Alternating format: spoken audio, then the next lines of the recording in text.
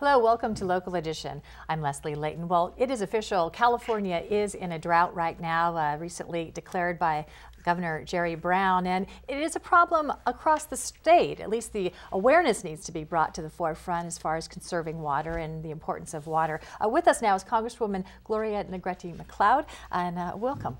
Thank you. Thank you for inviting me again. You're co-chair of the Bipartisan Congressional Water Caucus, and you are tasked with helping advise other congresspersons about the importance of it. And so what's the message to the rest of us? Well, the Bipartisan Caucus is a caucus that has been set up, and I'm a co-chair with Jeff Duncan from South Carolina, which will inform members of the Congress of diverse water issues. There is another caucus that's going to deal from California that California members are heading, who is specifically dealing with the drought. So we're going to be doing other things, infrastructure, water contamination, and all of those things, because water issues not only affects Democrats, Republicans, women, men, everybody, especially in California, where we have now been declared a drought area. Yeah, well, those water concerns different across the country. Here in California, we have a drought. Of course, on the East Coast right now, not a drought at all. No. They have other issues concerning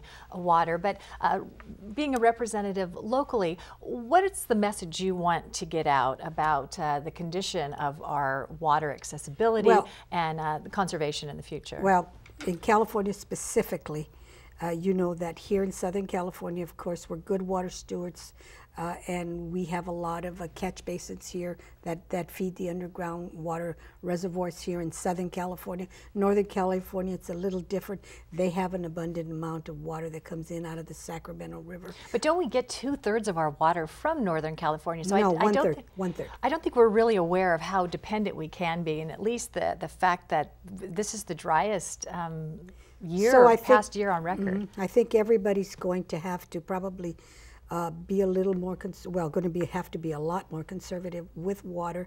Northern California, we only get 1/3. We get 1/3 from the Delta, 1/3 from the Colorado River, and 1/3 from underground reservoirs that we have in Southern California.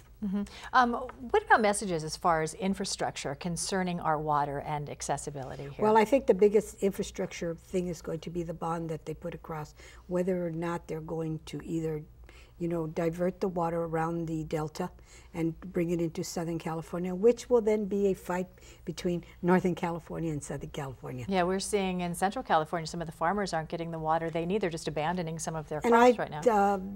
Recently here I talked to some rice farmers, and they say they're going to do less planting on the water because rice growing is a water they need a lot of water in order to grow rice. So I'm sure it's true for other farmers in California. Yeah, so drought is at the forefront. What are some of the specific details, the issues we really should be thinking about here, especially in Southern California? Well, I know that in Southern California what happens is that then they ration water. You can water lawns like every other day, and of course, you may get fined for washing the sidewalks. So I don't know what it does to small businesses like car wash. Those are water intensive. Do you think people should self-monitor, or sometimes they do the water bills where they compare to your use to last year, last month? Do you think rationing is a good idea? Well, probably it'll come at some point. If the water drought continues, it probably will be at some point. I don't know. Do you self-monitor yourself? I know we do at our house.